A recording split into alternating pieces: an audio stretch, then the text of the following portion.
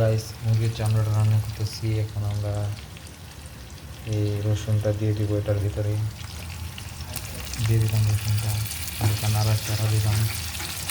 খুব স্বাদ হবে এটা।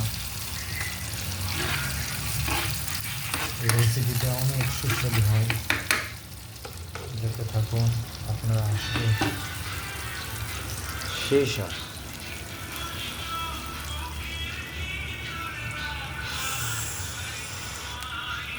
মাথা নষ্ট।